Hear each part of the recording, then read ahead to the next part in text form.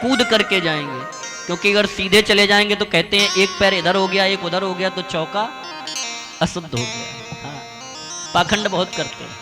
तीनों को श्राप लग गया, तीनों को, भोलेनाथ को भी श्राप लग गया कि यज्ञ से निष्कासित कर दिया गया, ब्राह्मणों को श्राप लग गया, भक्षा भक्षी हो गए, और शिव भक्तों को भी श्राप लग गया कि पाखंडी हो जाओ।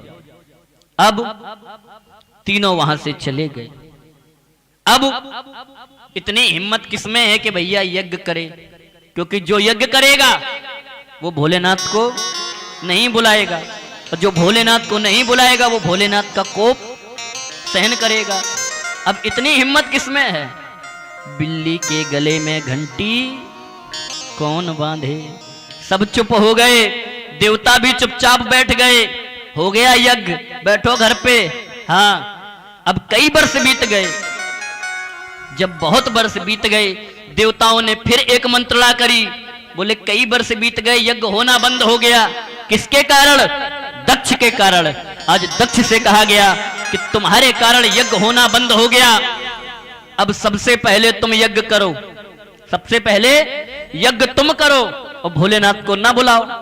और अगर तुम्हारा यज्ञ सफल हो गया तो हम भी करेंगे, लेकिन करो तुम, क्योंकि श्राप तुमने दिया है। पहले यज्ञ तुम करो, भोलेनाथ को ना बुलाओ, और भोलेनाथ को नहीं बुलाओगे तो भोलेनाथ का कोप भी तुम ही सहन करोगे।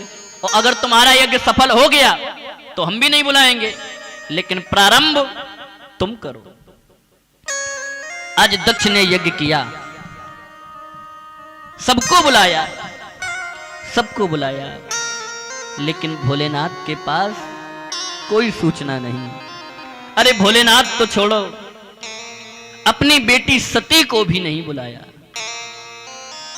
आज सती जी कैलाश पर्वत पर बैठी हैं, देख रही हैं कैलाश पर्वत के ऊपर से विमान जा रहे हैं। सती ने देखा कि विमान सजे धजे हैं और यज्ञ के लिए जा रहे हैं। हाँ, तुलसी बाबा ने लिखा है कि सती बिलो के गगन विमाना, सती बिलो के गगन विमाना, सती बिलो के व्योम विमाना, सती बिलो के व्योम विमाना, जाते चले सुंदर विधिनाना, जाते चले सुंदर विधना, जाते चले सुंदर विधना। सती बोले क्यों गगन विमाना, और जात चले सुंदर विधि नाना। सती ने देखा कि आज समस्त देवताओं की स्त्रियां, समस्त देवियां अपने पति के साथ विमानारूढ़ होकर के जा रही हैं। विमान सजे धजे हैं। कैसे हैं? सजे धजे। हाँ, सती बिलोके व्योम विमाना, और जात चले सुंदर विधि नाना। बड़े सजे धजे विमान जा रहे हैं। और एक बात, कैलाश पर्वत के ऊपर से ही क्यों जा रहे हैं? क्या और कोई रास्ता नहीं है जाने के लिए? क्योंकि सती की जो बहनें हैं जिनको बुलाया गया है, वो जानबूझ करके कैलाश पर्वत से होकर के जा रही हैं। हाँ, आप देखना, दो बहनें हों और एक का अगर मायके पक्ष से कुछ विरोध हो जाए, और मायके में कोई अगर उत्सव हो, और अगर एक बहन को ना बुलाया गया हो, तो चाहे भले ही रास्ता घूम करके हो, दूसरी बहन जाएगी तो उसके दरवाजे से होकर के जाएगी। ये दिखाती है कि देखो हमें बुलाया गया और तुम्हें नहीं बुलाया। विचार करो सती के ऊपर क्या बीत रही होगी, जबकि सती का कोई दोष नहीं है। सती को नहीं बुलाया गया, सब जा रहे हैं, सब जा रहे हैं। जा कौन नहीं रहा है? तुलसी बाबा लिख रहे हैं, विष्णु बिरल ऊंची महेश बिहाई। विष्णु ग्रंथ महासुर गाई। चले सकल सूर्यान बनाई। चले सकल सूर्यान बनाई। चले सकल सूर्यान बनाई। जा कौन नहीं रहा है? विष्णु। विरंच माने विधाता ब्रह्मा और महेश, तीन नहीं जा रहे हैं, बाकी सब पहुंच गए। कौन कौन नहीं गया? ब्रह्मा, विष्णु और शंकर, तीन नहीं गए हैं। ये क्यों नहीं गए? लोग, आपने सुना भी होगा, देखा भी होगा कि लोग कहते हैं कि भगवान विष्णु भी वहां यज्ञ में गए। भगवान विष्णु नहीं गए, न विष्णु गए, न ब्रह्मा गए और न शंकर गए। अब बताओ भैया, यज्ञ कैसा जब विष्णु गए नहीं? क्यों? यज्ञ क्या है? सामवेद में लिखा है, यज्ञेन वही विष्णु। यज्ञ भगवान विष्णु का स्वरूप है। विचार करो, जब विष्णु गए नहीं तो यज्ञ कैसा? जब यज्ञ ही विष्णु का स्वरूप है और विष्णु गए नहीं तो यज्ञ कैसा? एक बात और परीक्षित जी बता दें आपको, यज्ञेन वही विष्णु इति सामवेद श्रुत। यज्ञ विष्णु का स्वरूप है। और यज्ञ कब होते थे? कब होते थे? त्रेता में। तो पहले दिन बताया था हमने कि त्रेता विविध यज्ञ नर करही और प्रभु ही समर्प कर्म भव तरही। ये यज्ञ जो है त्रेता का काम है और कलयुग में आप कर रहे हो, तो ऐसा तो नहीं है कि कोई त्रुटि ना हो। त्रेता का काम आप कलयुग में करोगे तो ऐसा तो है नहीं कि कोई त्रुटि ना हो, कोई भूल ना हो। भूल तो अवश्य होगी, तो इसलिए बड़ी भक्ति से कार्य करो। ये भागवत भी एक यज्ञ है। क्या है? यज्ञ। इसका पूरा नाम क्या है? श्रीमद् भागवत महापुराण ज्ञान यज्ञ। ये ज्ञान यज्ञ है और इसे भी बड़ी श्रद्धा से, भक्ति से, हाँ, जैसे 1 लाख वैसे 1.5 लाख। हाँ, क्योंकि यज्ञेन वही विष्णु इति सामवेद श्रुत। यज्ञ ही विष्णु का स्वरूप है। बन गया तो बना देगा और बिगड़ गया तो फिर साफ। हाँ, क्योंकि ये यज्ञ है, ये रियायत नहीं करता है। अगर देखो कर तो रही हो, ऐसा तो नहीं है कि नहीं कर रहे हो। कर रहे हो तो थोड़ा भक्ति से करो। हाँ, ब्रह्मा नहीं गए, विष्णु नहीं गए और शंकर जी नहीं गए, कोई नहीं गया। सती ने देखा, सती समझ गई कि पिता के यहां पर यज्ञ है और हमें बुलाया नहीं गया। अब सती ने विचार किया कि पति ने भी छोड़ दिया और पिता ने भी छोड़ दिया। भोलेनाथ सती का त्यागन कर चुके हैं। हाँ, कब किया है त्यागन? कब किया है? हाँ, जब भगवान राम को वनवास हो गया, मारीच को मारने के लिए प्रभु गए और इधर रावण ने सीता का हरण कर लिया है। इधर भगवान राम और उनके भैया लक्ष्मण दोनों सीता को ढूंढ रहे हैं और वहीं से होकर के आज भोलेनाथ निकले। कौन निकला? भोलेनाथ। साथ में सती जी भी हैं। और जो भोलेनाथ ने देखा कि भगवान राम और लक्ष्मण जा रहे हैं, अपनी पत्नी को ढूंढ रहे हैं, तो आज मन ही मन में भोलेनाथ ने उनको प्रणाम किया। सती ने विचार किया, ये भोलेनाथ और वनवासी बच्चों के सामने प्रणाम कर रहे हैं, क्यों? ये भोलेनाथ कौन है? भोलेनाथ कौन है? बाबा लिख रहे हैं कि शंकर जगते बंधु जगदीशा। शंकर जगत बंदे जगदीशा। सुर नर मुनि सब नाम ही सीसा। सुर नर सब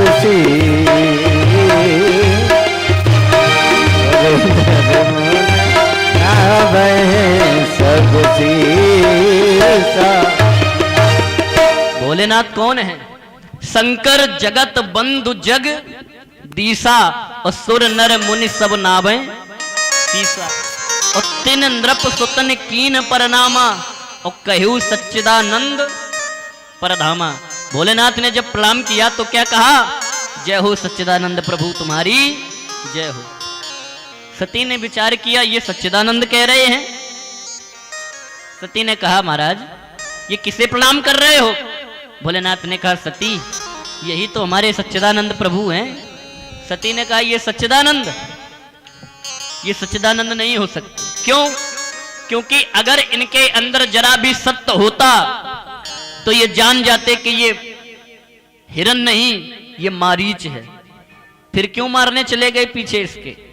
हाँ, अगर सच्चिदानंद अगर इनके अंदर सत्य होता और अगर इनके अंदर चित्त होता तो ये जान जाते कि ये मारीच है, हिरण नहीं है। और अगर इनके अंदर आनंद होता तो हे खगमृग हे मधुकर श्रेणी, और तुम देखी सीता मृग नैनी। काहे ये रो रहे हैं? अगर इनके अंदर आनंद होता तो ये लताओं से, पत्तों से, खगों से, पक्षियों से पूछते ना फिरते। न तो इनके अंदर बाबा हमें सत्य दिखाई दे रहा है, न इनके अंदर हमें चित्त दिखाई दे रहा है, और न हमें इनके अंदर आनंद दिखाई दे रहा है। आप कह रहे हो कि ये सच्चिदानंद है। भोलेनाथ ने कहा देवी ये हमारे सच्चिदानंद हैं, मान जाओ। सती जी ने कहा बाबा हम नहीं मानेंगे। तो क्या करोगे? परीक्षा लेंगे। परीक्षा लोगे? हाँ। तो भोलेनाथ ने कहा जाओ जाओ ले लो जाके परीक्षा। आज सती जी ने सीता जी का भेष बनाया। किसका भेष बनाया? सीता का। और कहां खड़ी हो गई? जहां से प्रभु राम आ रहे थे। हाँ, कि श्री राम वहां से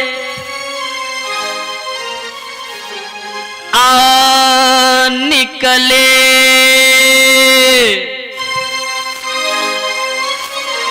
और लक्ष्मण तो भ्रम बस सकुचाई।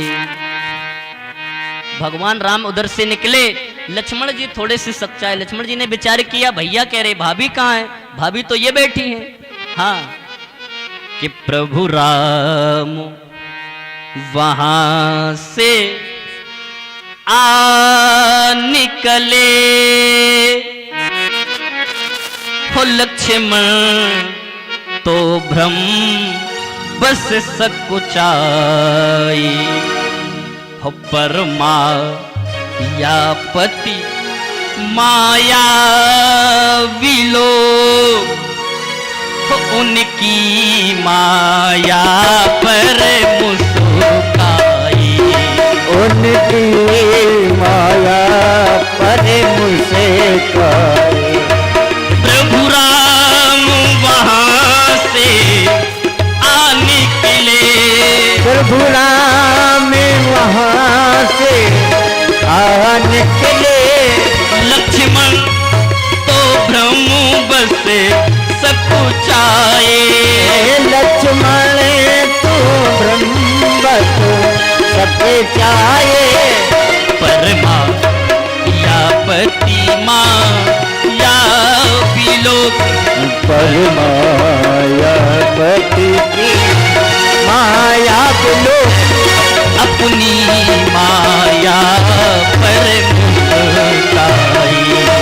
अपनी माया पर मुस्काने, अपनी माया पर मुस्काने। लक्ष्मण जी को तो लगा कि हमें लगता है भाभी आ गई, और भैया ढूंढ रहे कि भाभी कहाँ है। लेकिन प्रभु राम समझ गए। क्यों? क्योंकि ये प्रभु राम के आगे आगे चल रही हैं सीता बन करके, और भगवान समझ गए। भगवान ने विचार किया ये सीता नहीं हो सकती। क्यों? क्योंकि अगर ये सीता है तो सीता को इतना तो ज्ञात है कि पत्नी को पति के पीछे चलना चाहिए, और ये आगे चल रही है, ये पत्नी नहीं हो सकती। आगे कौन चलती है? आगे माँ चलती है। जब बच्चे की उंगली पकड़ लेती है और उंगली पकड़ करके आगे आगे माँ जाती है, पीछे से बच्चा। हाँ, भगवान समझ गए, और जो समझे कि आए और प्रेम से प्रणाम किया। हाँ, कि आए प्रेम से प्रणाम किया। हूँ बचनामृत सील सुसाजे हैं, हे शिवे यहाँ क्या करती हो?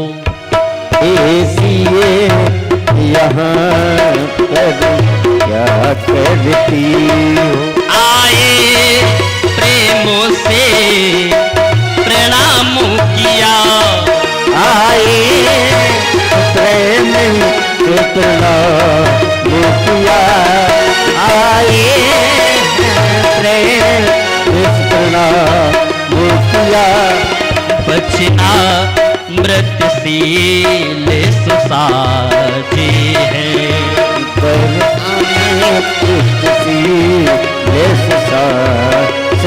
है। हे शिवे यहाँ क्या करती हो? हे शिवे यहाँ पर हे शिवे यहाँ क्या करती हो? हे शिवे यहाँ पर कैलाशी कहाँ विराजे हैं? कैलाशी कहाँ विराजे है?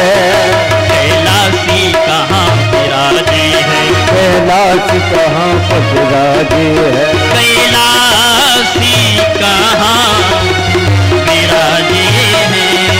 कैलाशी कहाँ पर विराजे है?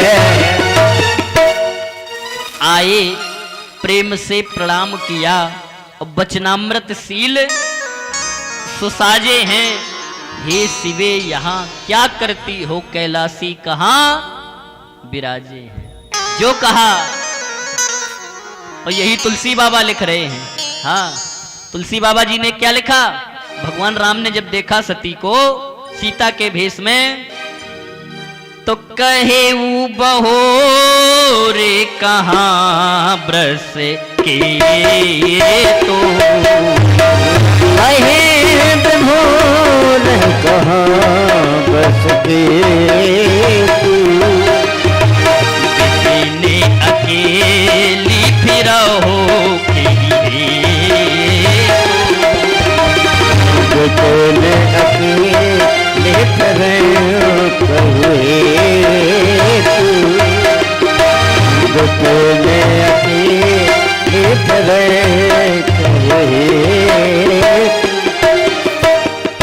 कहेऊ बहोर कहाँ ब्रस केतु, और विपिन अकेल फिरो के ही।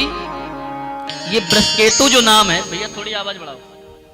ये ब्रसकेतु जो नाम है भगवान शंकर का, ये केवल विष्णु लेते थे। कौन लेता था? विष्णु। ये विष्णु के अलावा कोई नहीं जानता था ब्रसकेतु नाम। और जो सती के सामने ब्रसकेतु नाम लिया, सती जी समझ गई। हाँ, लौट करके आई बाबा के सामने। बाबा ने कहा, परीक्षा ले ली? ना महाराज। तो क्या बोली? बाबा हाँ, कि कछु ना परीक्षा, कुछ परीक्षा नहीं ली। हाँ, कछु ना परीक्षा लीने गुसाई, कछु ना परीक्षा लीने गुसाई, कछु ना परीक्षा, कछु ना परीक्षा लीने गुसाई, कछु ना परीक्षा लीने गुसाई, किन्हें प्रणाम तुम्हारे ही नाई,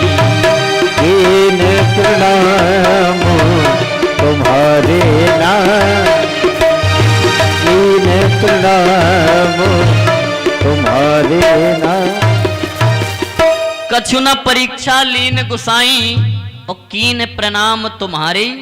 जैसे बाबा आपने प्रणाम किया था हमने भी जाके वैसे ही कर लिया। भोलेनाथ ने कहा अच्छा।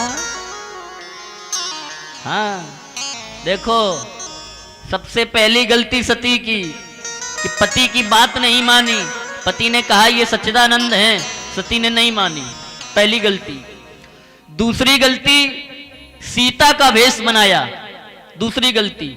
और तीसरी गलती पति से झूठ बोल गई। तब शंकर देखे उधर ध्यान, तब शंकर देखे उधर ध्यान, तब शंकर देखे ध्यान, तब शंकर देखे उधर ध्यान, तब शंकर देखे उधर ध्यान। सती जुकी ने चरितो सब जाना, सती की ने चरिते सब जाना। तब शंकर देखे उधर ध्याना और सती जो कीन चरित सब। पहली गलती कि पति की बात नहीं मानी, दूसरी गलती सीता का भेष बनाया और तीसरी गलती पति से झूठ बोल गई। अब यहां पर भोलेनाथ में और विष्णु में एक अंतर स्पष्ट होता है। भोलेनाथ कब जानते हैं और विष्णु कब जानते हैं। विष्णु ने सती को देखा, सती को सीता के वेश में देखा और देखते ही जान गए कि ये सीता नहीं ये सती है। और भोलेनाथ कब जानते हैं, भोलेनाथ कब जानते हैं कि तब शंकर देखे उधर ध्यान, तब शंकर देखे उधर ध्यान। सती जो कीन चरित सब जाना, सती की ने चरिते सब जान। तब शंकर देखे उधर ध्याना। विष्णु कब जानते हैं, विष्णु ने सती को देखा समझ गए कि ये सती नहीं सीता नहीं सती है। और भोलेनाथ कब जानते हैं, जब वो ध्यान में जाते हैं। भोलेनाथ भगवान विष्णु का ध्यान करते हैं लेकिन विष्णु भोलेनाथ का ध्यान करते नहीं है। हाँ भोलेनाथ तो भगवान विष्णु का ध्यान करते हैं लेकिन विष्णु भगवान भोलेनाथ का ध्यान नहीं करते हैं। विष्णु भोलेनाथ का ध्यान रखते हैं। एक ध्यान करता है और एक ध्यान रखता है। विष्णु भोलेनाथ का ध्यान रखते हैं हर समय और भोलेनाथ ध्यान करते हैं कब, जब समाधि में जाते हैं तब। समझ गए कि अब सती ने सीता का भेष बना लिया, अब इस शरीर से मेल नहीं हो सकता है। शंकर जी ने आज मन में संकल्प ले लिया कि यह तन सती भेंट मोहि नाही, उससे वो संकल्प कीन मन माही। संकल्प ले लिया कि अब इस शरीर से सती का मिलाप नहीं हो सकता है। हाँ आज कैलाश पर्वत पर पहुंचे हैं, समाधि लग गई है और समाधि कितने वर्षों तक लगी है, बीते संबत सहस 87 और तजी समाधि शंभु अभी नासी। 87,000 संबत बीत गए हैं। इतने वर्षों के बाद जब भोलेनाथ की समाधि टूटी और सती जी जब भोलेनाथ के सामने गई तो भोलेनाथ ने सती को आसन कहां दिया, कहां दिया कि सन्मुख आसन शंकर दीना। सन्मुख आसन शंकर दीना, सन्मुख आसन शंकर दीना, सन्मुख आसन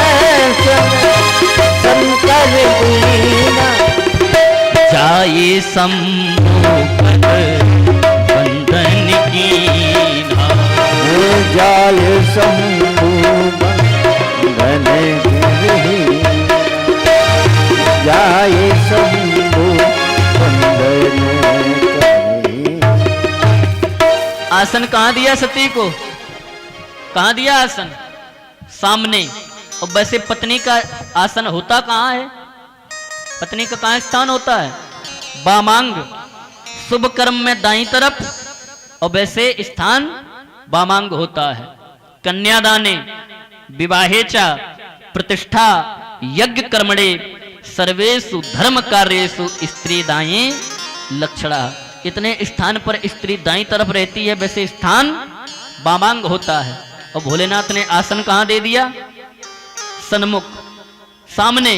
और सामने आसन किसका होता है? सामने कौन होता है?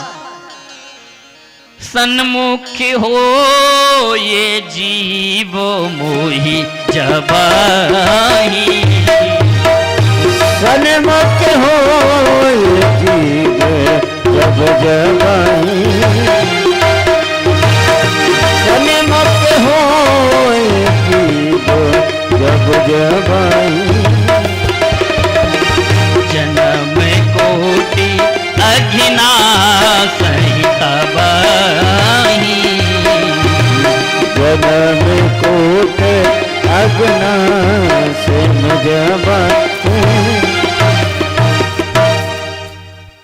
सन्मुख होय जीव मोहि जवहीं, और जन्म कोट अगनास है। सामने किसका स्थान होता है? जीव का। आज सती समझ गई कि भोलेनाथ ने हमारा त्यागन कर दिया। अच्छा, आप विचार करो, क्या भोलेनाथ ने यहीं पर त्यागन किया है? सती का त्यागन भोलेनाथ ने यहीं पर किया है? हाँ, हमें लगता है मानसिक त्यागन पहले हो चुका है। कहाँ? तुलसी बाबा लिख रहे हैं कि एक बार त्रेता युग माही। एक बार त्रेता युग माही। शंभु गए कुंभजेर सिपाही। शंभु गए कुंभजेर सिपाही। शंभु गए कुंभजेर सिपाही। एक बार त्रेता युग माही, और शंभु गए कुंभज ऋषि। भोलेनाथ जा रहे हैं कहां? कुंभज ऋषि के पास। कुंभज किसका नाम है? कुंभज किसका नाम है? कुंभ जायते इति कुंभजा। जिसका कुंभ से मन घड़े से जन्म हुआ हो वो है कुंभज। और घड़े से पैदा कौन है? अगस्त जी महाराज। कौन है? अगस्त जी, जिनका नाम है कुंभज। भोलेनाथ जा रहे हैं, और किस लिए जा रहे हैं? किस लिए जा रहे हैं? कथा सुनने के लिए। भोलेनाथ जैसा वक्ता और भोलेनाथ जैसा श्रोता संसार में कोई नहीं है। भोलेनाथ कथा कहते भी हैं और भोलेनाथ कथा सुनते भी हैं। आज के वक्ताओं में बस यही फर्क है। कथा कहना तो सब चाहते हैं, लेकिन सुनना कोई नहीं चाहता है। हाँ, क्या भोलेनाथ से बड़े वक्ता बन जाओगे? भोलेनाथ कथा कहते भी हैं और कथा सुनते भी हैं। कह तो चुके हैं। अब सुनने जा रहे हैं किसके पास? अगस्त जी के पास। और देखो, जब भी कथा सुनने जाओ तो अकेले नहीं जाना चाहिए। हाँ, आप जिसको प्रेरित करके ले चलोगे तो उसका भी फल आपको मिलेगा कुछ प्रतिशत। भोलेनाथ किसको साथ में ले जा रहे हैं? किसको ले जा रहे हैं? कि संग सती। किसको ले जा रहे? सती। तुलसी बाबा ने विचार किया, सती जी कथा सुनने को जा रही है। हृदय में प्रेम आया, उमड़ाव आया। विचार किया सती जी कथा सुनने जा रही हैं, तो आज पदवी बढ़ा दी। क्या लिखा? कि संग सती जग जननी। जब सती कह दिया फिर जगजननी कहने की क्या बात है भैया? किसी के दो नाम हो तो क्या आप दो नाम लेकर के बुलाओगे? नाम तो आप एक ही लोगे। और सती जी कथा सुनने जा रही हैं। तुलसी बाबा लिख रहे हैं संग सती जग जननी। जब सती कह दिया फिर जगत जननी कहने की क्या जरूरत थी? सम्मान दे रहे हैं क्योंकि सती भोलेनाथ के साथ में कथा सुनने जा रही हैं। मन नहीं भरा, हाँ एक और पद भी लगा दी। क्या? संग सती जग जननी भवानी। संग सती जग जननी भवानी। संग सती जग जननी भवानी।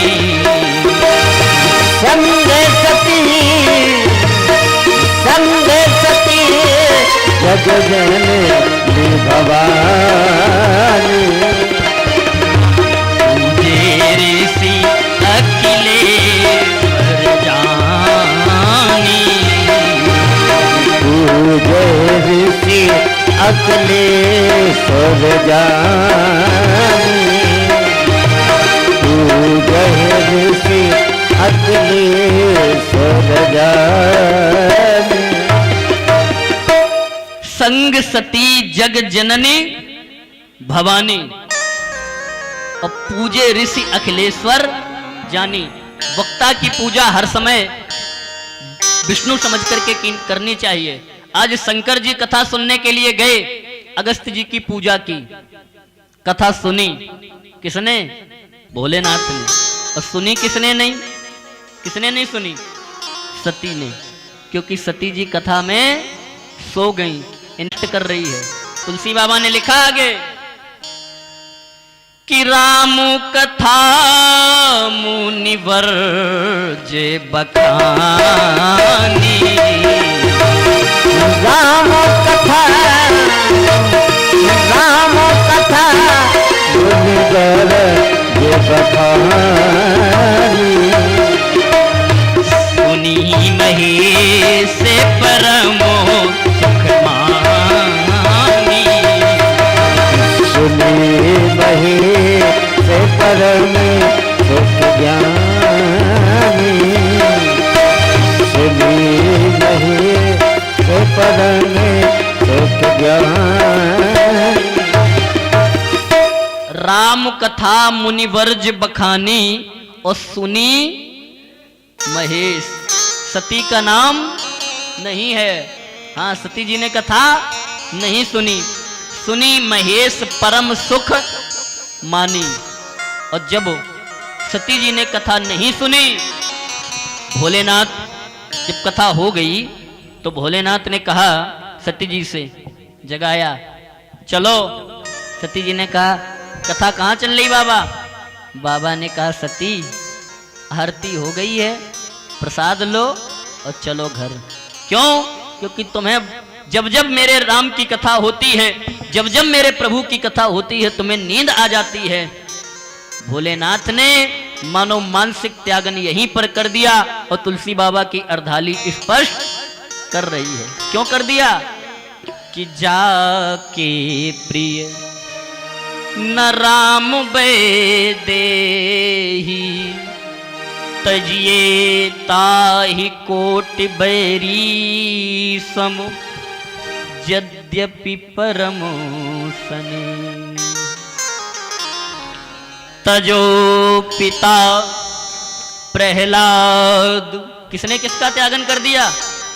तजो पिता प्रहलाद विभीषण बंधु भरत महतारी।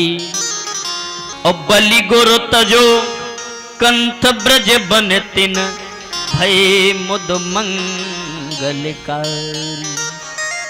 जाके प्रिय न राम देही, जिसके राम और सीता प्रिय नहीं है उसको त्याग देना चाहिए। कैसे?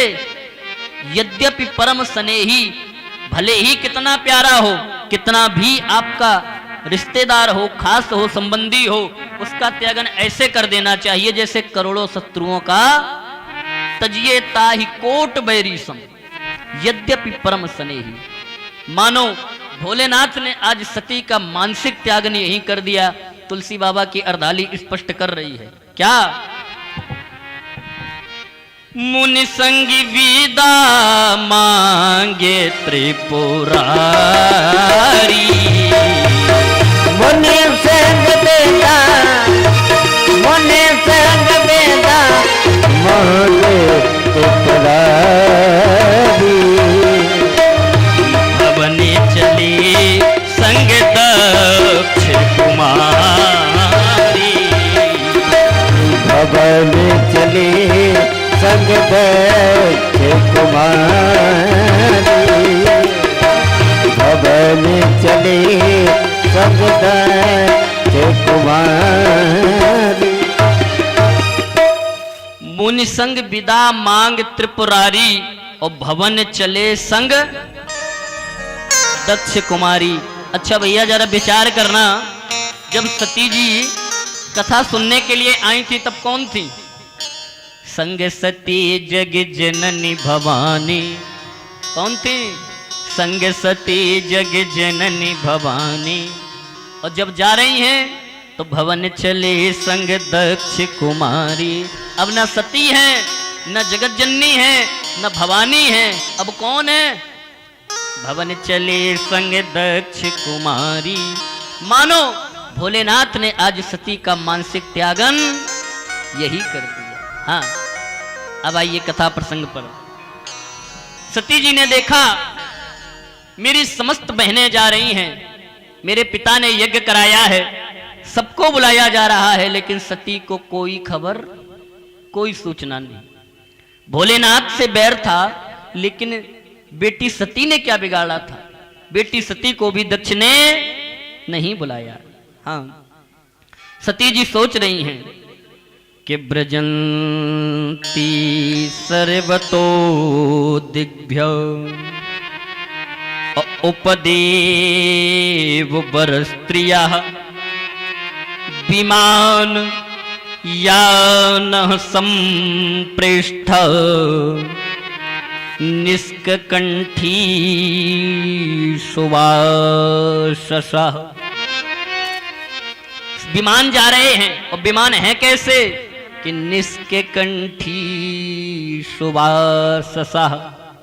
इस श्लोक का अर्थ और तुलसी बाबा की मानस की इस चौपाई का अर्थ बिल्कुल एक है। कौन सी चौपाई?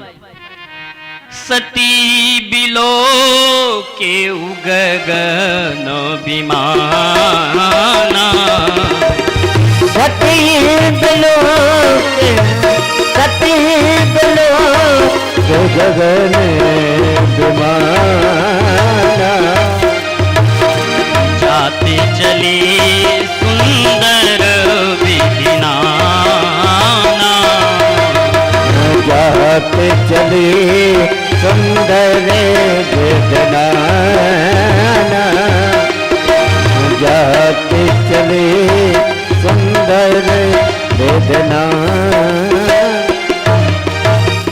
सती बिलोके व्योम विमाना, जात चले सुंदर विधि नाना।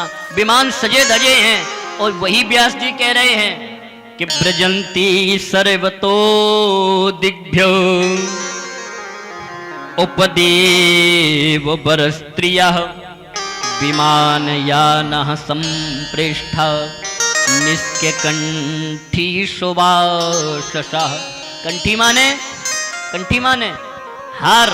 उस पर जो उनकी बहनें बैठी हैं सब सजी धजी हैं, विमान भी सजे धजे हैं, और सब सती के उस कैलाश पर्वत के ऊपर से होकर के जा रही हैं। मानो दिखा रही हैं, चिढ़ा रही हैं कि देखो हमें बुलाया गया और तुम्हारे पास कोई सूचना नहीं है।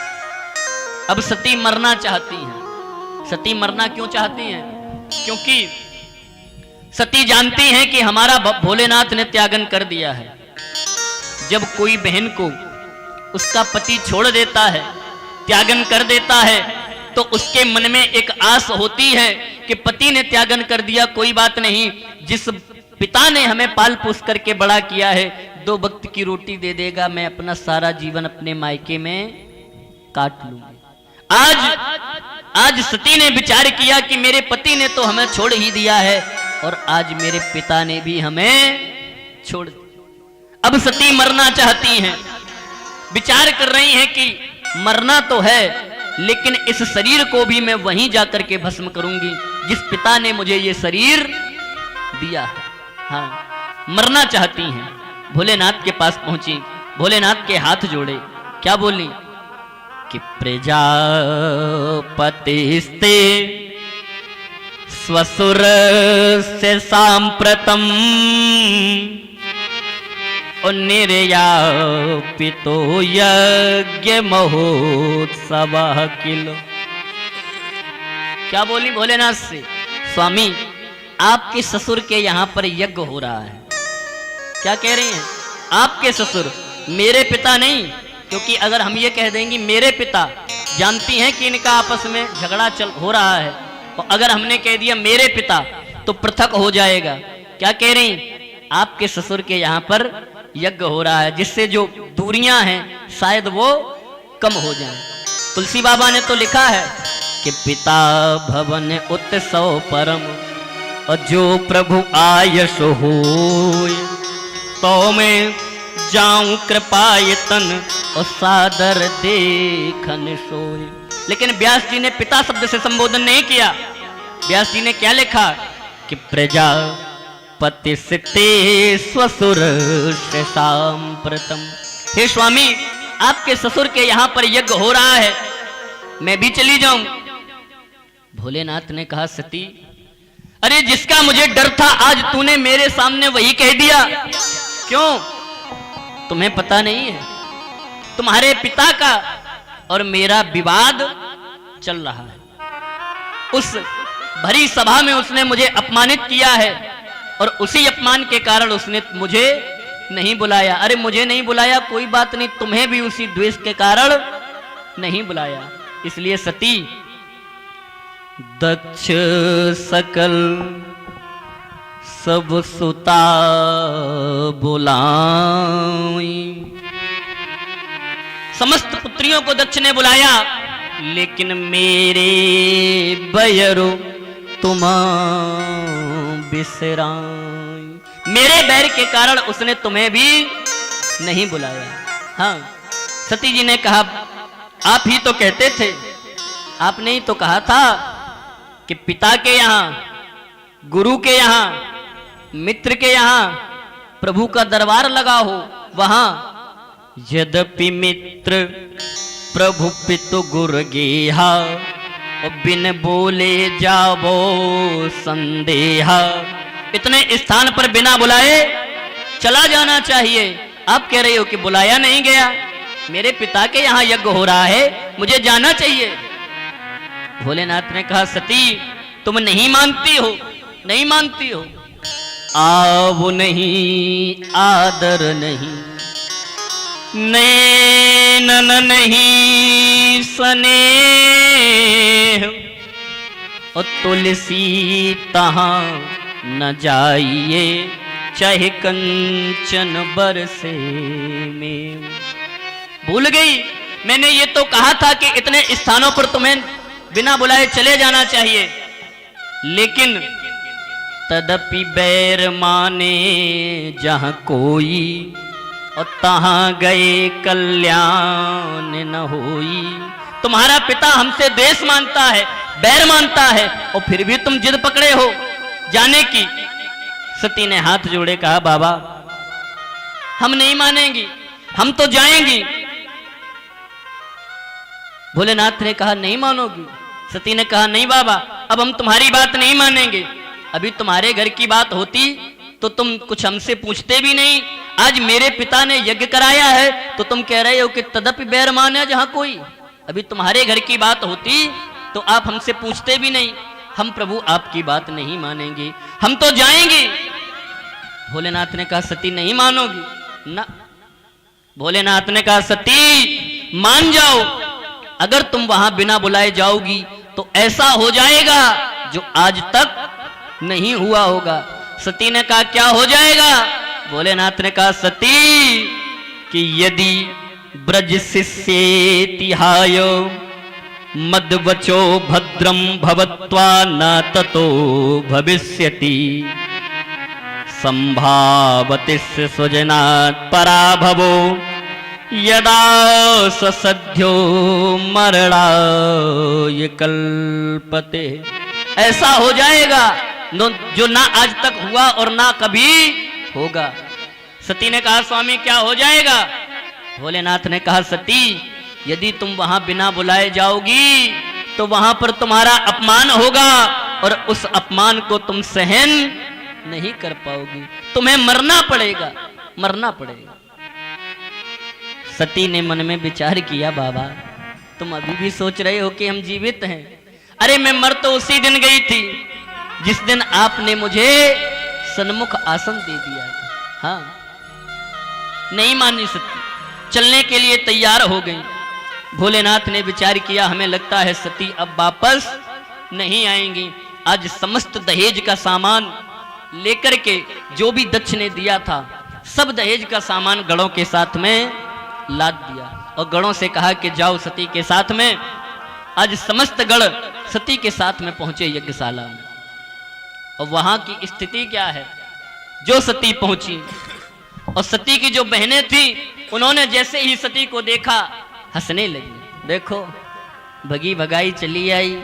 हाँ, बिना बुलाए, न बुलाया किसी ने न कुछ और बिना बुलाए चली आई। हाँ, लेकिन तुलसी बाबा ने एक पात्र ऐसा ढूंढा है केवल उसने सती का मान किया है, बाकी पूरे समाज में किसी ने सती का मान नहीं किया। सादर भले ही मिली एक माता भगिनी मिली बहुत मुस्काता। बहनें जितनी मिली सब मुस्कुरा करके मिली, व्यंग्यात्मक मुस्कुरा करके। देखो बिना बुलाए चली आई। हाँ, केवल माँ एक ऐसी है जिसने जैसे ही सती को देखा सीने से लगा लिया, बेटी आ गई। बेटी ने कहा माँ पिता ने मेरे स्वामी को निमंत्रण नहीं दिया, क्या कारण था? अगर मेरे स्वामी से बैर था तो कम से कम हमें ही बुला लिया होता। प्रसूति ने कहा देखो बेटी मैं अपने पति के खिलाफ एक भी शब्द नहीं सुन सकती।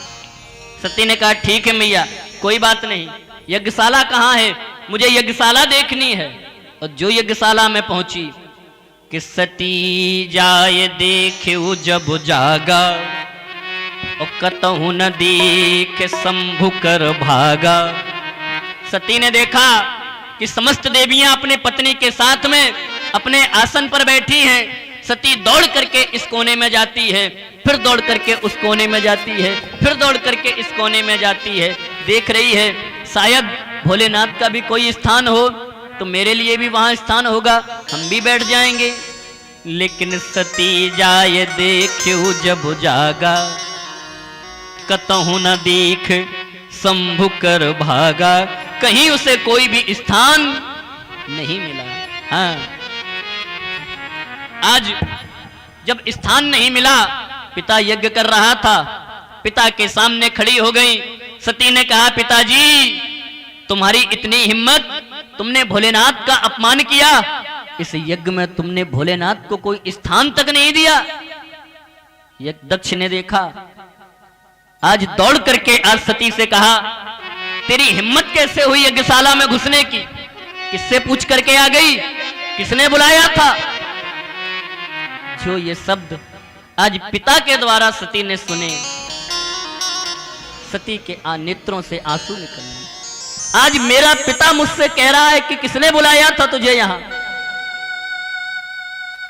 यद्यपि जग दारुण दुख नाना सबते कठिन जाते अपमान। इस संसार में यद्यपि बहुत सारे दुख हैं, लेकिन सबसे बड़ा कष्ट है कि अगर भरे समाज में किसी का अपमान कर दिया जाए तो फिर वो सहन नहीं है।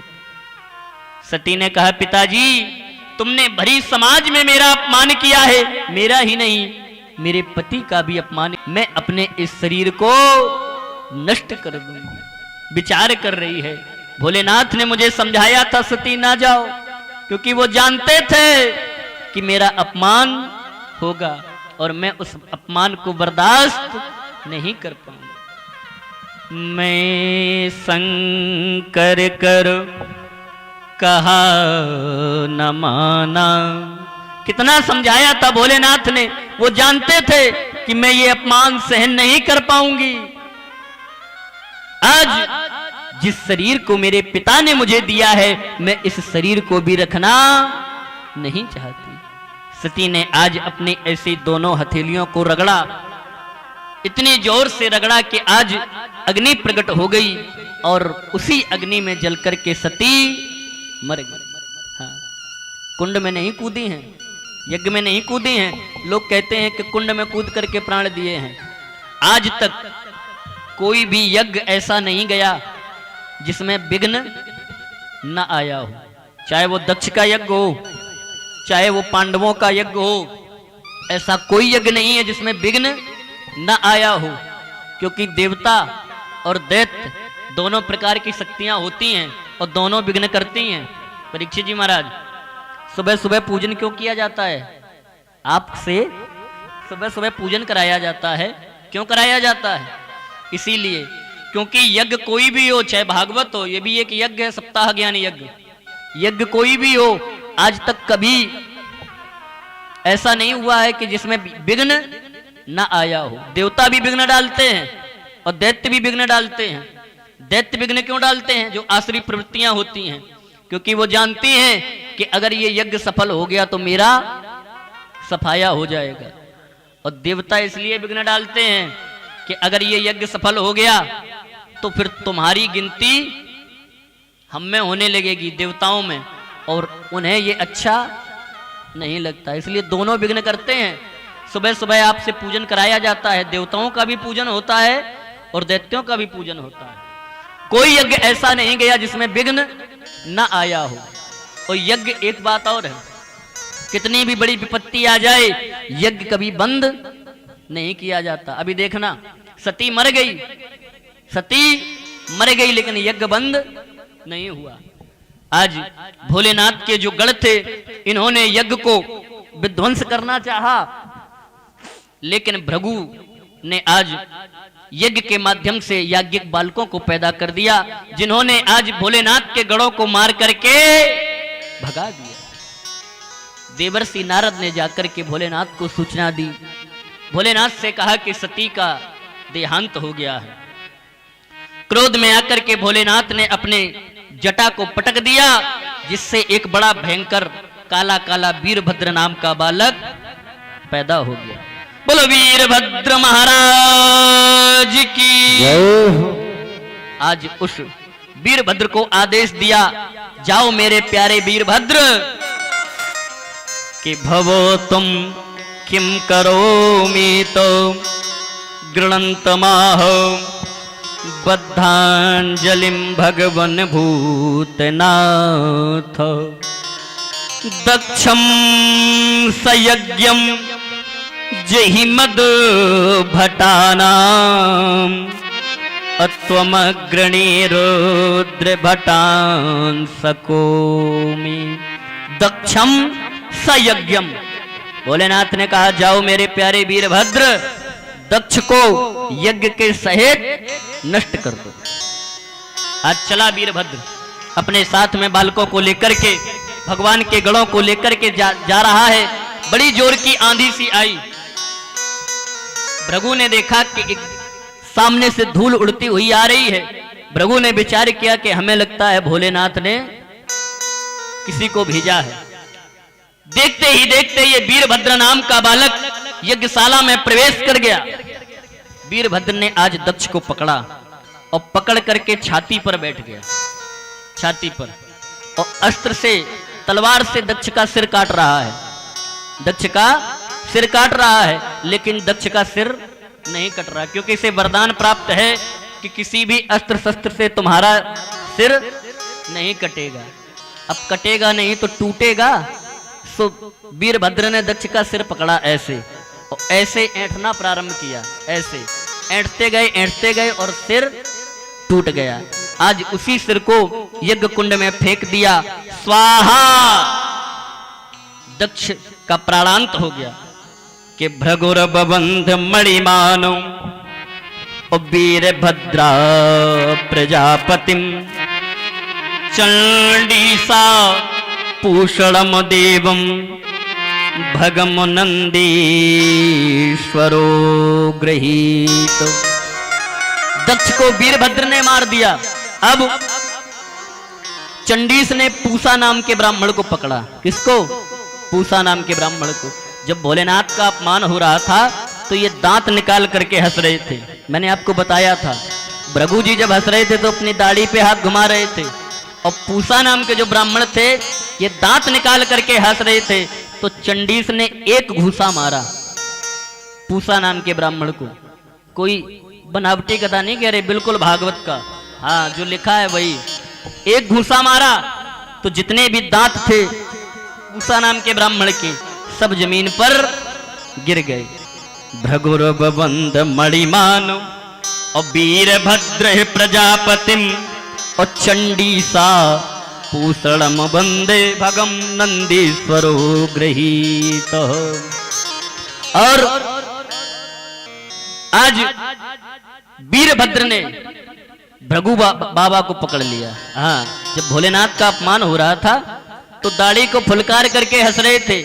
आज भृगु के सिर को पकड़ा और जो दाढ़ी थी वो पकड़ करके नोच ली, भृगु की दाढ़ी। और उसी यज्ञ में स्वाहा, हाँ उसी यज्ञ में विष्ठा मूत्र आदि कर करके उस यज्ञ को विध्वंस कर दिया। अब सब देवता घबराने लगे, अब विचार करने लगे कि यज्ञ बंद नहीं होना चाहिए। यजमान मर गया, दक्ष भी मर गया, दक्ष की पुत्री सती भी मर गई, और देवतन को पड़ी कि यज्ञ पूरा हो जाए। देखो, यजमान भी मर गया, और यजमान की बेटी भी चली गई, और देवता क्या सोच रहे? क्या सोच रहे? कि यज्ञ बंद नहीं होना चाहिए।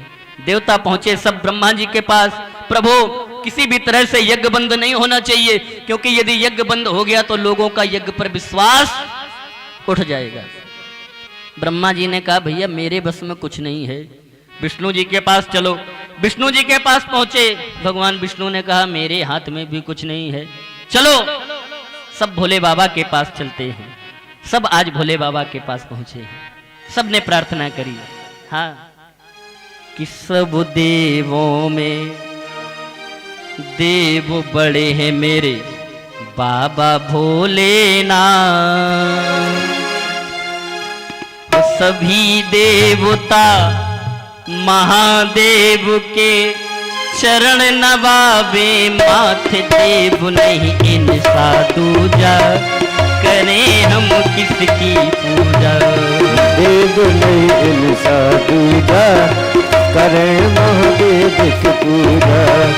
देव नहीं इन साधुजा करें महादेव की पूजा। सब देवों में देव बड़े हैं मेरे बाबा भोलेनाथ। सब देवों में देव बड़े हैं बाबा भोलेनाथ। सभी देवता महादेव के चरण नवावे माथे, देव नहीं इन साधुजा करें हम किसकी पूजा। देव नहीं इन साधुजा करें महादेव की पूजा। जय हो। इन साधुजा करें महादेव की पूजा।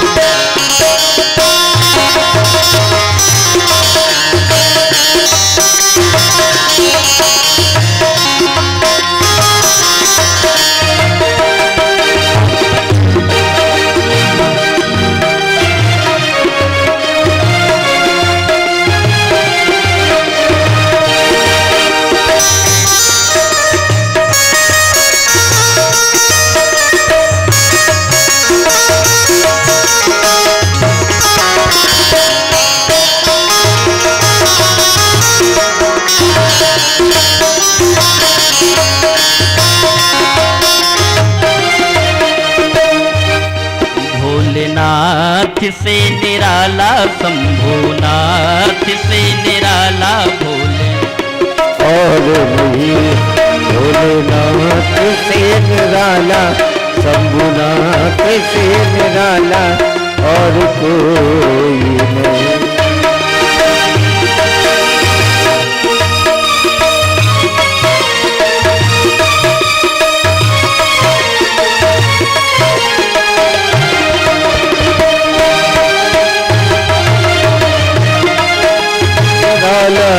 और कोई नहीं।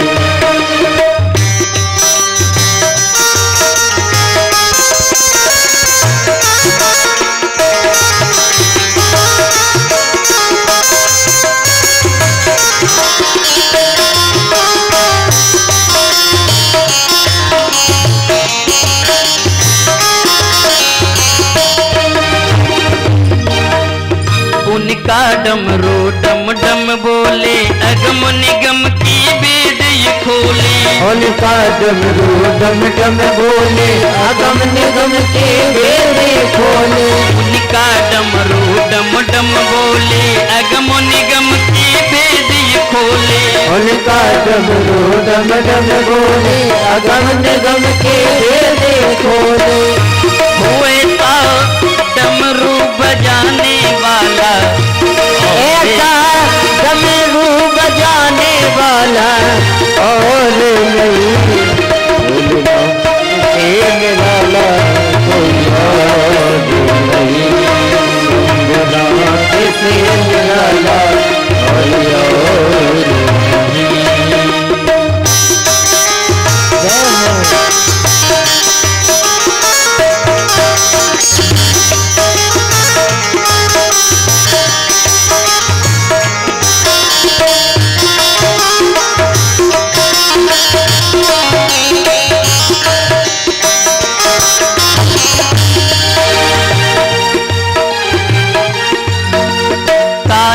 जब जब करे बटे बदले तब जबलते अगले पिछले। काया जब जब कर बट बदले।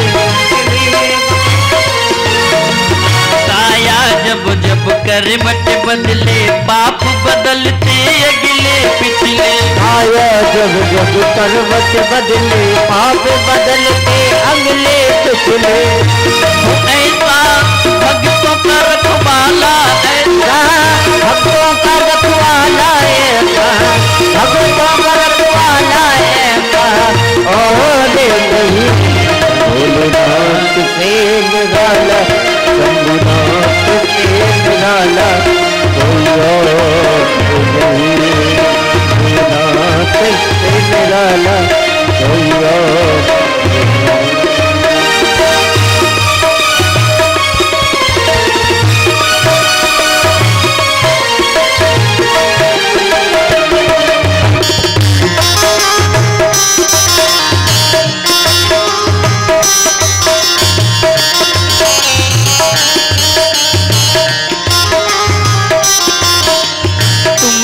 जग का कष्ट मिटाया मुझको बाबा क्यों भरमाया। तुमने जग का कष्ट मिटाया मुझको बाबा क्यों भरमाया। तुमने जग का कष्ट मिटाया मुझको बाबा क्यों भरमाया। तुमने जग का कष्ट मिटाया मुझको बाबा क्यों भरमाया। हो ऐसा डमरू बजाने वाला ऐसा डमरू बजाने वाला ऐसा डमरू बजाने वाला और नहीं भोलेनाथ से निराला शंभुनाथ से निराला कोई और शंभुनाथ से निराला भोलेनाथ से निराला कोई और नहीं। भोलेनाथ से निराला कोई और नहीं। बोलो गोविंद भगवान की जय हो। जब सब देवताओं ने जाकर के प्रार्थना करी भोलेनाथ से, बोले महाराज किसी तरह यज्ञ पूर्ण होना चाहिए। भोलेनाथ ने कहा मेरी तो पत्नी चली गई और तुम्हें पड़ी है कि यज्ञ पूरा होना चाहिए, और हमें यज्ञ से भी निष्कासित कर दिया गया है, हम यज्ञ पूर्ण नहीं कर पाएंगे। समस्त देवताओं ने आकर के भोलेनाथ से कहा देखो महाराज, आज से हम तुम्हें यज्ञ में शामिल कर रहे हैं। कहां? यज्ञ के बाद जो भी धन बचता है, जो भी धन बचता है उसमें भोलेनाथ का स्थान होता है। जब आप स्वाहा करते हैं, यज्ञ करते हैं, स्वाहा करते हैं, जो आसपास गिर जाता है उसमें भोलेनाथ का स्थान होता है। इसलिए वो फिर बीन करके नहीं डालना चाहिए, क्योंकि वो भोलेनाथ का होता है। तो आज भोलेनाथ को स्थान दे दिया। भोलेनाथ पहुंचे। भोलेनाथ ने जाकर के सबसे पहले दक्ष को बकरे का सिर लगाया। दक्ष को बकरे का सिर लगाया। जो भृगु नाम के ब्राह्मण थे, जिनकी दाढ़ी थी यज्ञ कुंड में डाल दी गई थी, आज इनको बकरे की दाढ़ी लगाई गई। दक्ष को बकरे का सिर लगाया गया। अब दक्ष खड़ा है हाथ जोड़े भोलेनाथ के सामने, बकरे का सिर लगा है और बड़ी सुंदर स्तुति कर रहा है। भैया कितनी भी सुंदर स्तुति करे लेकिन सिर काहे का है? बकरे का। बकरे का सिर है, बकरे की आवाज में बोल रहा है बड़बड़ करता हुआ। पहले तो भोलेनाथ क्रोध में खड़े रहे और वो बड़बड़ बड़बड़ बड़बड़ बड़बड़ करता रहा। भोलेनाथ सुनते रहे और जब वो बड़बड़ बड़बड़ करता रहा तो आखिरी में आकर के भोलेनाथ को हंसी आ गई।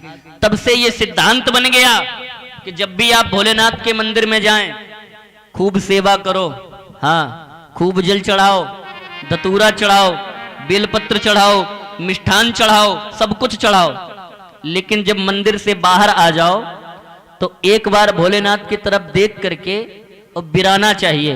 क्या करना चाहिए? हाँ, जैसे दक्ष ने अपने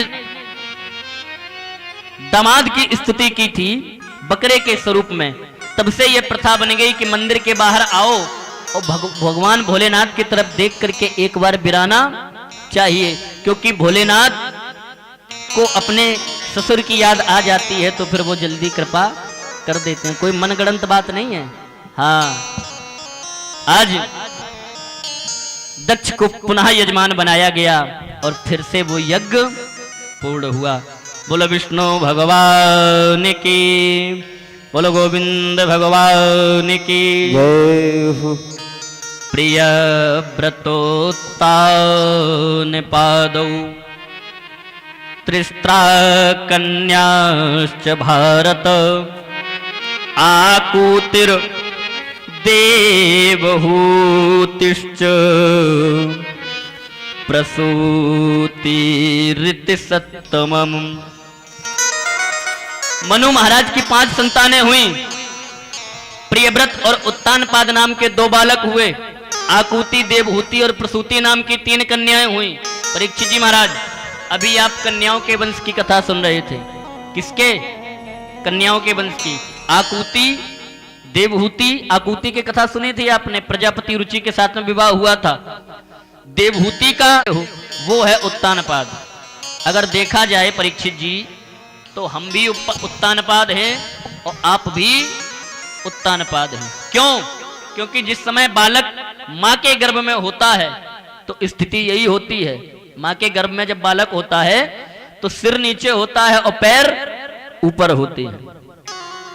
या फिर यो समझ लीजिए, उत्तानपादः सह उत्तानपादा। उत्तान माने ऊंचा और पादः माने पैर। जिसका समाज में पैर ऊंचा हो, जिसकी समाज में प्रतिष्ठा ऊंची हो, जिसका समाज में सम्मान ऊंचा हो, वो है उत्तानपाद। जिनकी रानी का नाम है सुनीति। सुष्ठुर नीति यस्य सह सुनीति। जिसकी नीति सुंदर है वो है सुनीति। जब महाराज के कोई संतान नहीं हुई तो एक बार सुनीति ने कहा, महाराज ऐसा करो कि आप दूसरा विवाह कर लो। कौन ऐसी स्त्री होगी जो अपने पति से कह देगी कि भैया आप अपना दूसरा विवाह कर लो? कोई होगी? हैं? ये है सुनीति। सुनीति माने जिसकी नीति सुंदर हो। सुनीति ने कहा महाराज मेरे गर्भ से अगर किसी बालक ने जन्म नहीं लिया तो क्या हुआ, मैं मां नहीं बन पाई तो क्या हुआ, अगर आप दूसरा विवाह कर लेंगे तो कम से कम आपका वंश तो आगे चल जाएगा। महाराज ने कहा देखो सुनीति, हम दूसरा विवाह कर लेंगे, पता नहीं वो रानी कैसी आए, तुम्हें दुख होगा।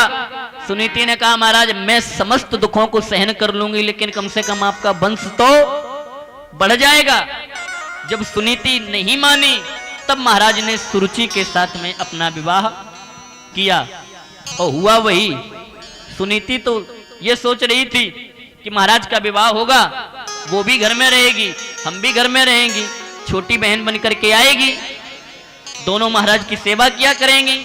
लेकिन जैसे ही सुरुचि महल के दरवाजे पर आई और जो इसने सुनीति को देखा आरती का थाल लिए हुए, महाराज से पूछा महाराज ये कौन है। महाराज ने कहा ये मेरी बड़ी रानी सुनीति है। सुरुचि ने कहा महाराज जब तुम्हारे एक रानी थी तो फिर आपने मेरे साथ विवाह क्यों किया। अब एक म्यान में दो तलवारें नहीं रह सकती महाराज, या तो इस महल में मैं रहूंगी या इस महल में ये रहेगी। और जो ऐसे वचनों को आज सुनीति ने सुना पछाड़ खा करके गिर पड़ी कि कुटिल बचन सुन सुरुचि के रोने लगी सुनीत, जस सोचा तस ना भया,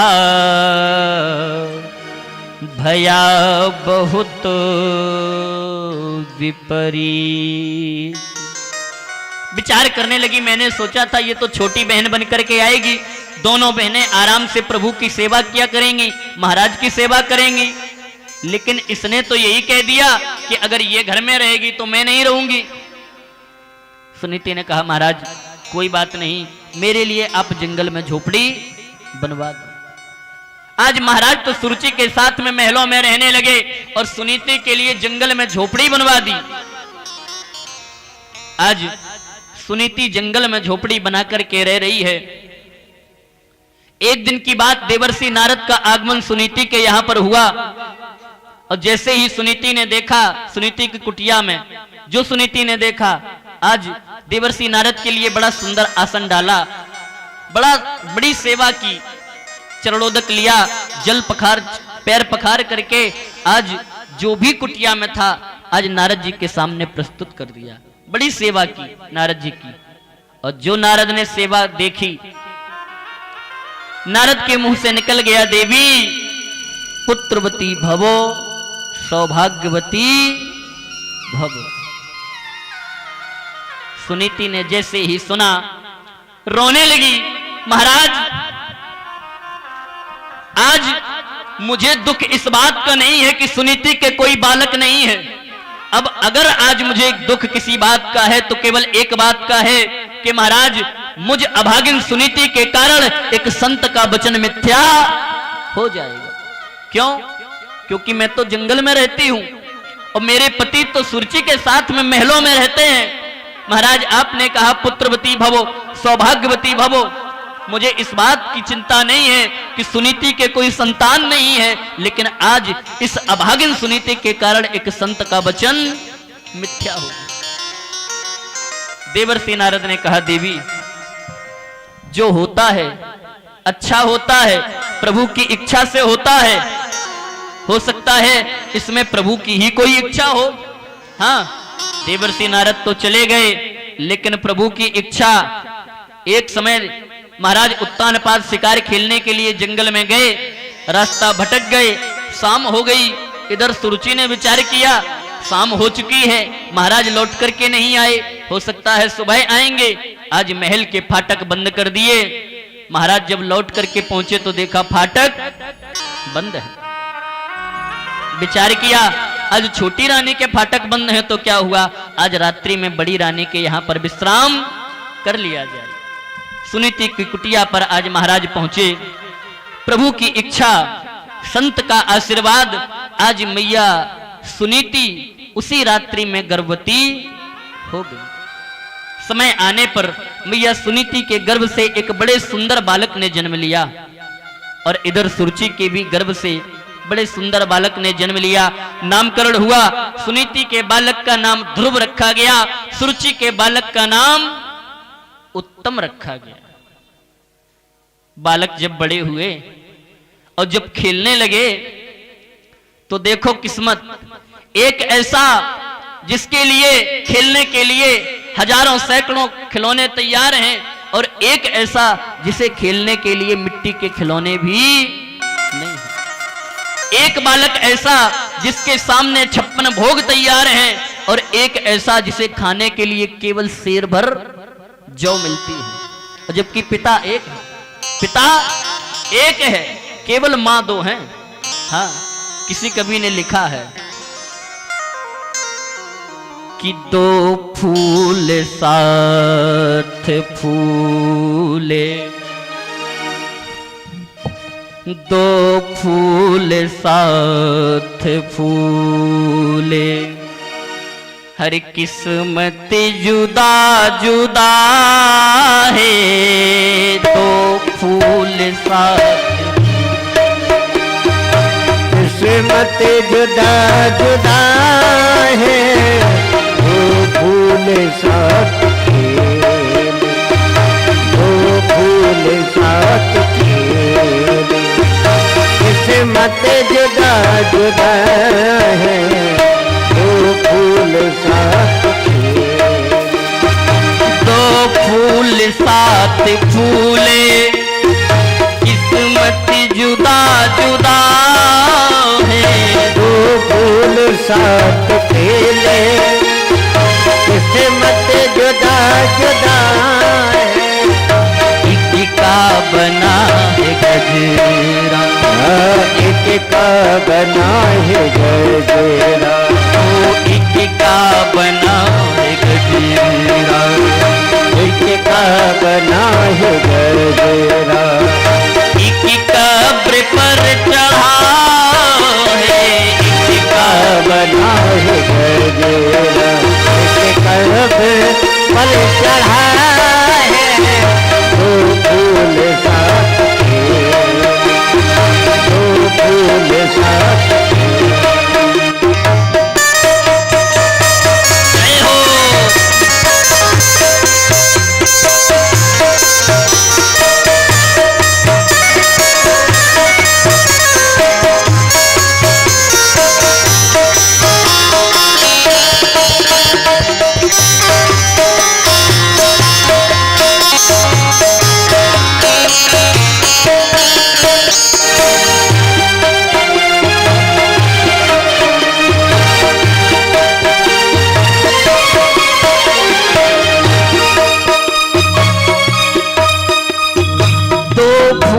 साथ फूले, किस्मत जुदा जुदा है।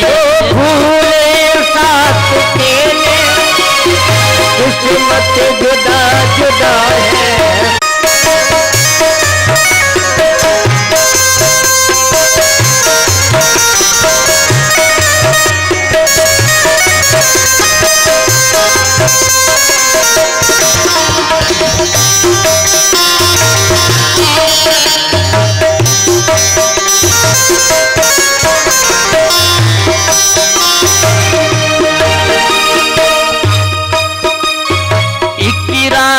के दो बेटे पल में हुए पराए, एक राजा के दो बेटे पल में हुए पराए।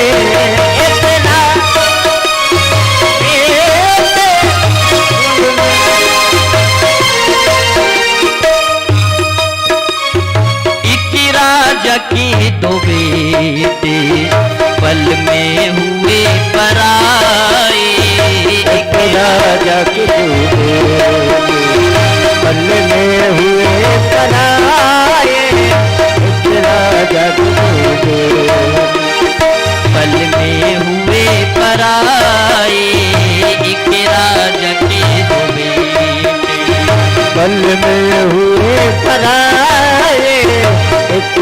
जग भूले।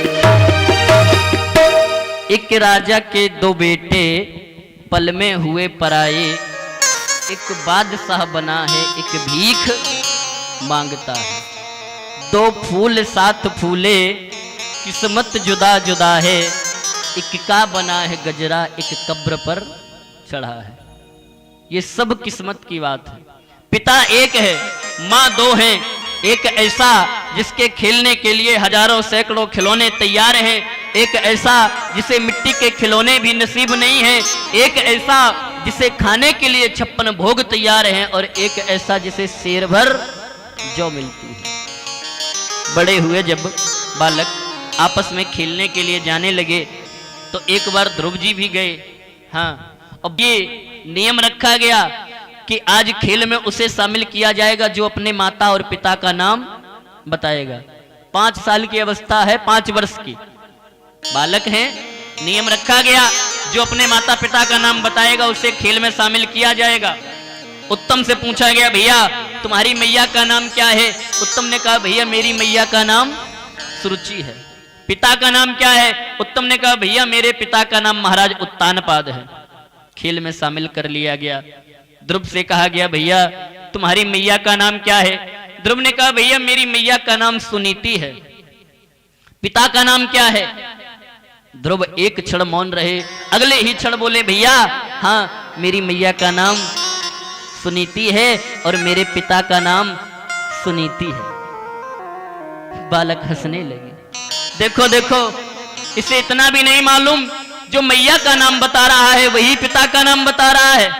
तुझे नहीं पता मैया अलग होती है, पिता अलग होते हैं। ध्रुव ने रो करके कहा, भैया मैं झूठ नहीं बोल रहा हूं, क्योंकि आज से जन्म से लेकर के आज तक मुझे माता और पिता दोनों का प्यार मेरी मैया सुनीति ने दिया है, इसलिए मेरी मैया भी सुनीति है और मेरे पिता भी सुनीति। बालकों ने कहा, देखो ऐसे काम नहीं चलेगा, जब तक अपने पिता का नाम नहीं बताओगे खेल में शामिल नहीं किया जाएगा। ध्रुव ने कहा, तो ठीक है हम मैया से पूछ करके आते। दौड़ करके पूछ गए, मैया हाँ मैया आज मुझे तुझे बताना पड़ेगा मेरे पिता कौन है। मैया ने कहा, तुझे आज अचानक पिता के नाम की क्या आवश्यकता पड़ गई? ध्रुव ने कहा, नहीं मां, आज तक तूने मुझे बहला दिया, लेकिन आज बताना पड़ेगा। बालक उपहास कर रहे हैं मेरा कि देखो इसे पिता का भी नाम नहीं है पता। आज तुझे बताना पड़ेगा कि तेरे पिता कौन है। हाँ। ध्रुव जी रो रो,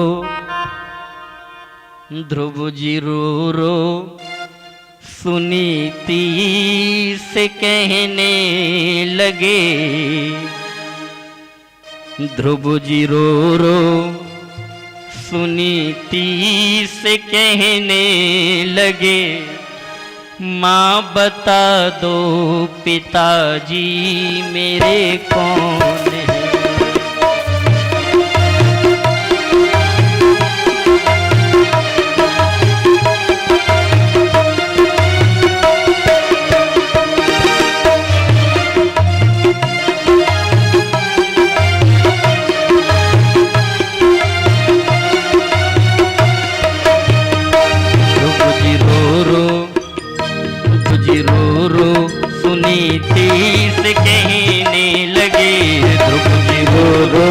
सुनीति से कहने लगे, ध्रुव जी रो रो सुनीति से कहने लगे।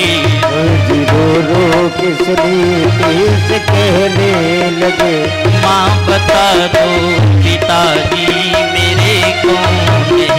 माँ बता दो पिताजी मेरे कौन है। माँ बता दो पिताजी मेरे कौन। उनका क्या नाम है और वो रहते कहाँ? उनका क्या नाम है वो रहते कहाँ?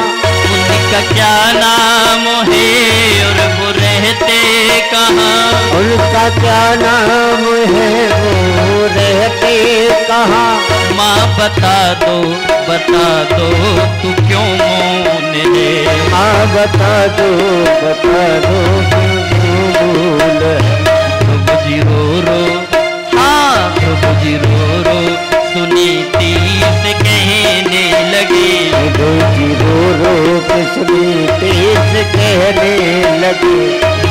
बता दो पिताजी मेरे कौन है। माँ बता दो पिताजी मेरे कौन है। माँ बता दो पिताजी मेरे कौन है। माँ बता दो पिताजी मेरे कौन है। जय हो।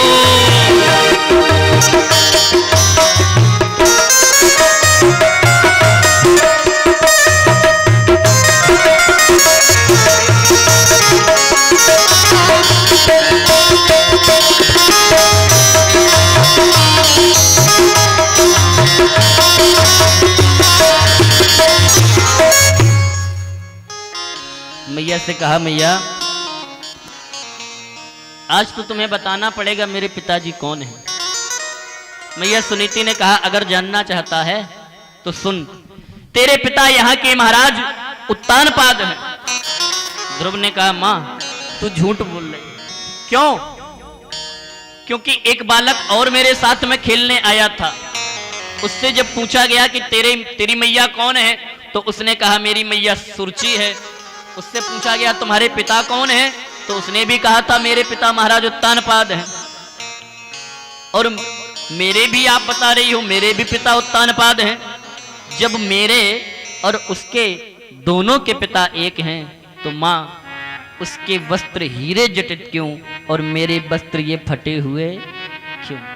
मुझे बस एक उत्तर चाहिए कि अगर मेरे भी पिता उत्तानपाद हैं, उसके भी पिता उत्तानपाद हैं, तो उसके वस्त्र हीरे जटित क्यों और ये मेरे वस्त्र फटे हुए?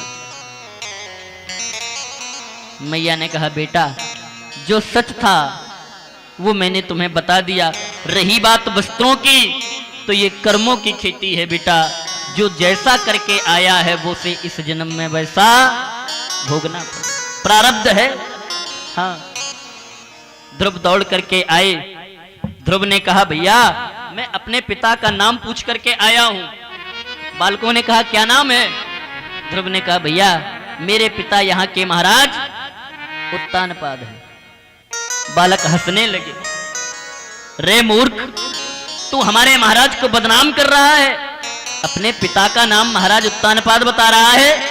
तेरी माँ कुलटा है, तेरी माँ कलंकिनी है, क्योंकि तेरे पिता मेरे महाराज नहीं हो सकते।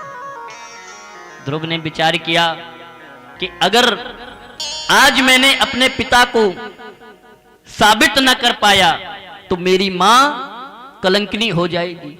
ध्रुव ने कहा, भैया अगर विश्वास नहीं है तो चलो मेरे साथ, देखना जैसे ही मैं अपने पिता को अपना परिचय दूंगा, दौड़ करके मुझे गोद में ले लेंगे, तब तो मान जाओगे कि मेरे पिता महाराज उत्तानपाद हैं। बालकों ने कहा, हाँ चल। बालकों को साथ में लिया, ध्रुव ने पहुंचे हाँ उत्तानपाद के पास। उत्तानपाद के पास अब कुछ लोग कहते हैं कि महाराज ने जैसे ही ध्रुव को देखा तो गोद में ले लिया, प्यार करने लगे, दुलार करने लगे। और जब सुरुचि ने देखा कि मेरा पुत्र नीचे खड़ा है और सौत का पुत्र गोद में है, तो ध्रुव को गोदी से हटा दिया। यही तो सुनते हो कथा, यही तो क्या सुनते हो। लेकिन श्रीमद् भागवत महापुराण में क्या लिखा है? महाराज उत्तानपाद ने ध्रुव को गोद में लेना तो बहुत दूर की बात है, ध्रुव के प्रणाम का भी उत्तर नहीं दिया। पता नहीं लोग कहां से कथा बनाते हैं, हमें यही समझ में नहीं आता। हाँ, श्रीमद् भागवत महापुराण में क्या लिखा है कि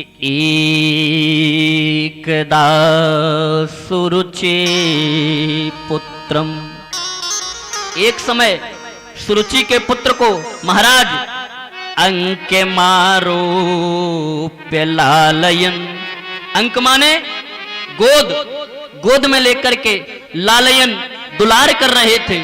और उसी समय उत्तमम नारु रुक्षंतम ध्रुवम राज्याभ्यनंदतो, ध्रुव ने आकर के महाराज को प्रणाम किया तो महाराज ने ध्रुव का अभिनंदन भी स्वीकार नहीं किया। गोद में लेना तो बहुत दूर की बात है। हाँ, ध्रुव ने आकर के महाराज को प्रणाम किया, पिताजी प्रणाम, मेरा नाम ध्रुव है, मैं तुम्हारा पुत्र हूं, मेरी मैया का नाम सुनीति है। मेरी मैया ने कहा है आप मेरे पिताजी हैं। महाराज ने कोई उत्तर नहीं दिया।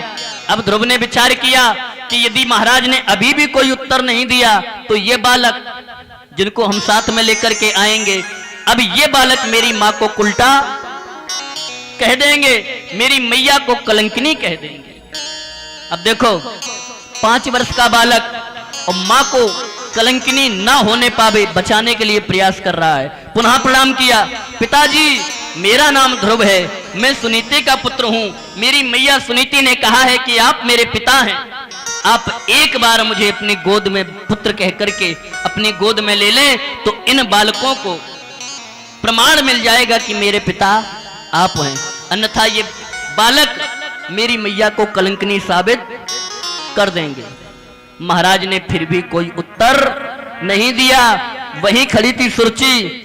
सुरुचि ने विचार किया कि कहीं ऐसा ना हो कि 2 बार तो महाराज ने छोड़ दिया और कहीं तीसरी बार अगर ध्रुव ने प्रणाम किया तो कहीं ऐसा ना हो कि महाराज मेरे पुत्र को उतार दें और ध्रुव को गोद में ले लें। तो ध्रुव का हाथ पकड़ा, हाथ पकड़ करके कहा बेटा तू उस गोद में बैठने का अधिकारी नहीं है। महाराज उत्तानपाद इतना डरते थे सुरुचि से, क्योंकि सुरुचि वहीं खड़ी थी। प्रणाम का भी उत्तर नहीं दिया ध्रुव को। हाँ, गोद में लेना तो बहुत दूर की बात है। सुरुचि ने कहा बेटा अगर तुझे इस गोद में बैठना है तो तुझे एक काम करना पड़ेगा। क्या? कि तपसाराध्य पुरुषम और तस्यैवानुग्रहेण में और गर्भे त्वं साधयात्मानं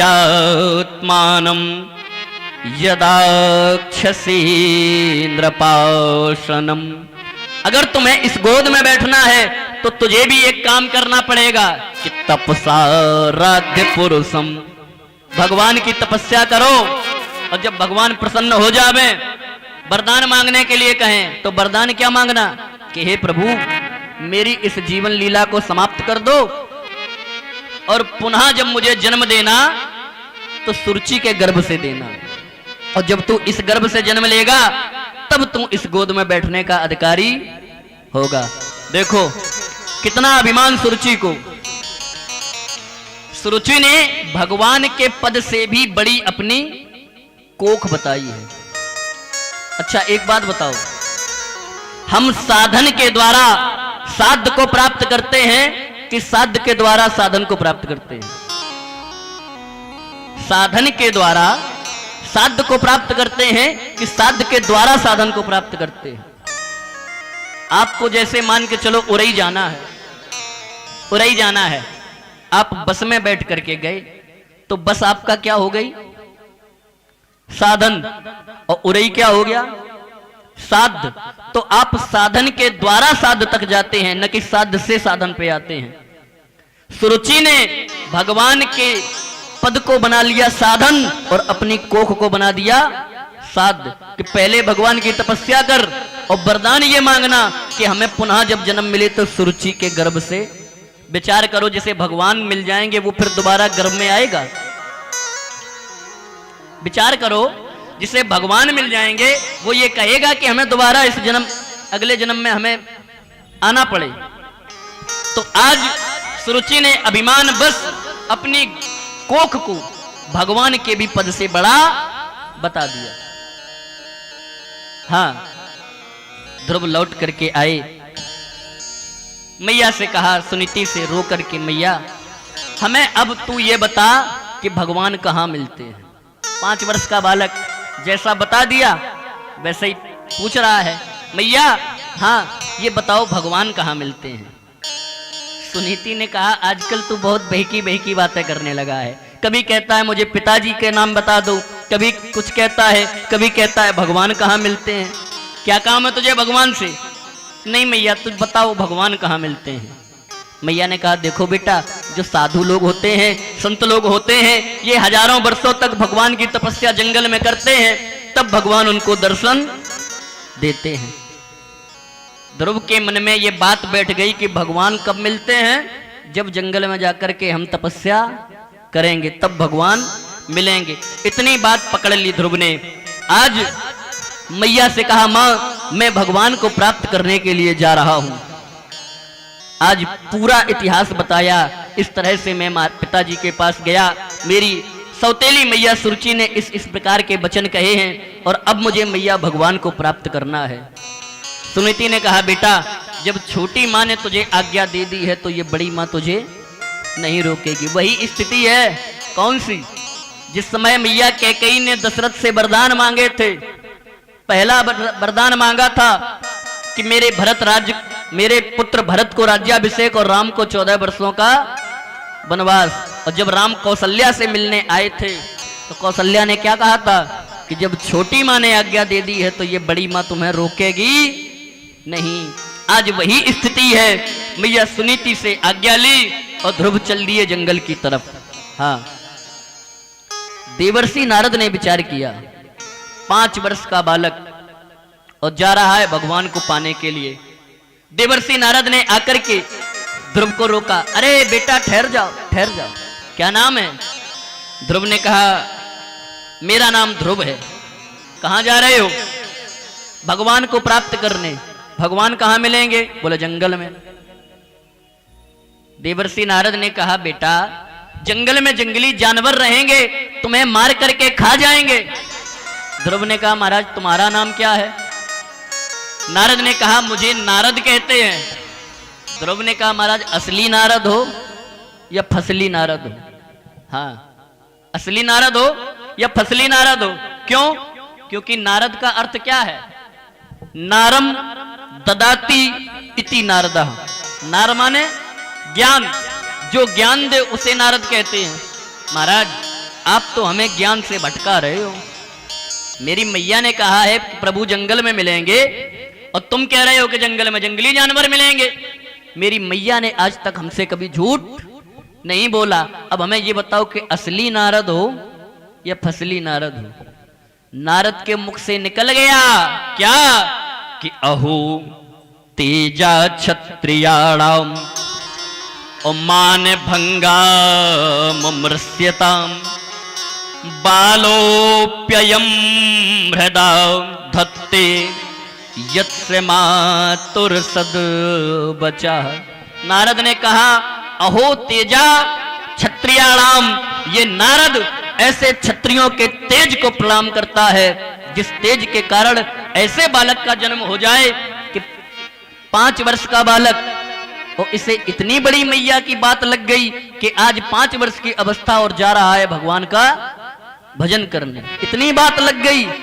अहो तेजा क्षत्रियाणाम, मैं क्षत्रियों के उस तेज को प्रणाम करता हूं जिस तेज के द्वारा ऐसे बालकों का जन्म होता है कि 5 वर्ष की अवस्था। और इतनी बड़ी बात लग गई। अब अगर तुम जा रहे हो तो ये भी सुन लो, गुरु किए हैं? ध्रुव ने कहा, महाराज गुरु तो नहीं किए हैं। नारद ने कहा, बेटा ध्रुव, गुरु बिन भव निधि तरई न कोई, जो विरंच शंकर सम हो। बिना गुरु के भवसागर से पार कोई नहीं होता, चाहे वो स्वयं विधाता हो या शंकर हो। गुरु तो करना पड़ेगा। ध्रुव ने कहा, महाराज कहां गुरु ढूंढेंगे हम? आपसे अच्छा गुरु और कहां मिलेगा? आप ही गुरु दीक्षा दे दो। नारद ने कहा, पास में आओ। आज नारद ने ध्रुव को 12 मंत्र दिया। ओम नमो भगवते वासुदेवाय। कहा, जाओ बेटा इस मंत्र का जाप करना, तुम्हें भगवान दर्शन देंगे। ध्रुव ने कहा, महाराज हमने तो भगवान को देखा ही नहीं है। अगर मेरे सामने भगवान खड़े हो गए तो हम जानेंगे कैसे कि ये भगवान है? ध्रुव ने एक छवि बताई है। बेटा चतुर्भुजधारी होंगे, कौस्तुभ मणि को धारण करने वाले होंगे, शंख चक्र गदा पद्म धारण किए होंगे। आज एक छाया चित्र बनाया और कहा कि इस प्रकार से भगवान तुम्हें दर्शन देंगे। ध्रुव ने यमुना नदी के किनारे पर जाकर के आज उसी छाया चित्र को